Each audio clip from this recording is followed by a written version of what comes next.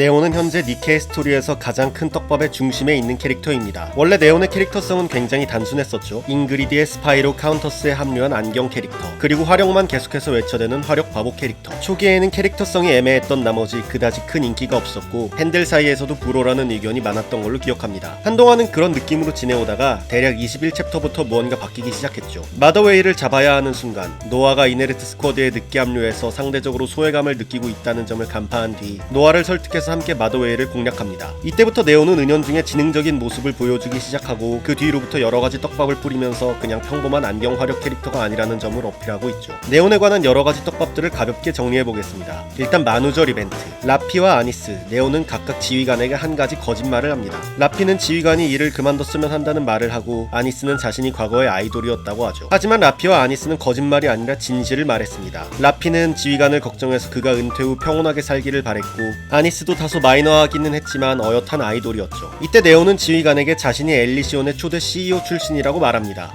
그때 당시에는 네온이 또 헛소리 하는구나 라고 취급했지만 요즘은 좀 긴가민가해요. 왜냐하면 그 다음 만우절 이벤트에서 네온은 거짓말을 하지 않았기 때문입니다. 지휘관한테 거짓말로 속고 나서 다들 열이 올라서 지휘관 말을 무시하거나 지휘관을 속이려고 할 때 네온은 지휘관실에 이상한 사람이 들어왔다고 계속해서 말하지만 지휘관은 무시합니다. 하지만 지휘관실에는 정말로 수상한 사람이 샤워를 하고 있었죠. 만우절의 진실을 이야기하는 네온. 과연 네온이 처음에 했던 말은 진실일까요? 아니면 거짓말일까요? 그리고 이후 수정 지역부터 네온의 안경도 주목받기 시작합니다. 일레그가 말하길 초고성능의 정체를 알 수 없는 안경. 이 안경에 대해서는 살짝 떡밥이 뿌려졌었죠. 레드우드가 지하에서 만난 딥의 관계자가 가지고 있던 안경. 그리고 최신 시나리오에서 지엔이 말하기를 안경은 열쇠라고 합니다. 원래라면 극비 중에 극비라서 침입할 수 없는 MMR의 최신부를 네온은 그냥 평범하게 걸어서 들어왔죠. 마치 원래부터 허가받았던 사람인 것처럼 말이죠. 방주의 어둠에 가장 가까운 MMR에서도 상당한 고위직으로 보이는 지엔이 네온의 정보를 알아보려고 했지만 아무것도 알아낼 수 없었습니다. 결국 지엔은 차에 약을 타서 네온을 기절시키는 방법을 사용한 뒤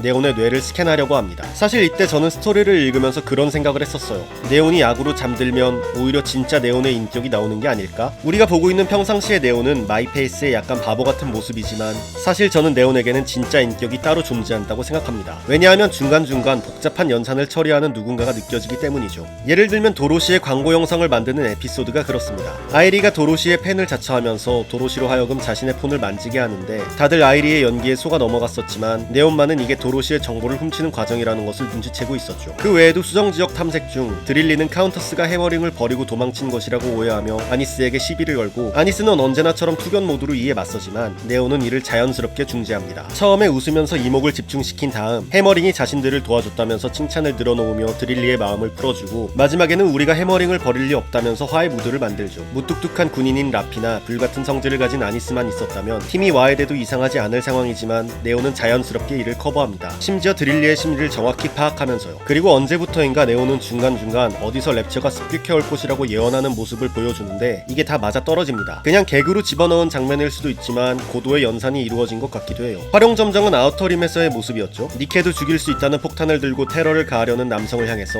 네온은 불과 몇 시간 전에 들은 정보인 이터니티와 엔들리스의 특성을 역으로 이용해서 남자를 방주의 테러범으로 유도하여 제압하게 만듭니다. 그리고 이때 이터니티와 엔들리스의 공격을 정면에서 방어하고 남자를 상처 하나 없이 지켜내죠. 그리고 엔들리스와 이터니티가 애닉과 비슷하다는 것을 이용해서 논리적으로 그들을 설득합니다. 그냥 자연스럽게 넘어가는 장면인데 의문점이 두 가지 떠오르죠. 첫 번째는 네온이 어떻게 엔들리스와 이터니티의 공격을 막아냈는가. 엔들리스와 이터니티는 이 강력한 무력으로 아우터림을 억제하고 있었는데 네온은 이 공격을 너무나 쉽게 막아냅니다. 어떤 수단을 사용했는지는 언급되지 않죠. 주변에 있던 다른 인원들은 카운터스는 역시 굉장하구나 같은 반응을 보이고 있지만 적어도 우리가 지금까지 알던 네온은 이런 능력을 가지고 있지 않았습니다. 두 번째는 네온이 어째서 애닉에 대해서 자세히 알고 있는 것인가 라는 점인데 물론 모든 방주의 주민은 애닉을 알고 있지만 이때 말투를 보면 네온이 애닉이라는 존재, 특성에 대해서 개인적으로 굉장히 잘 이해하고 있다는 듯이 말합니다. 저는 이때를 기점으로 네온이 더더욱 이상하게 느껴지더라고요. 우리가 아는 화력 바보 네온 말고 내부에서 지혜롭게 대처하는 다른 존재가 있다는 생각을 안 할 수가 없었습니다. 수정 지역을 탐색하던 도중 지휘관과 라피,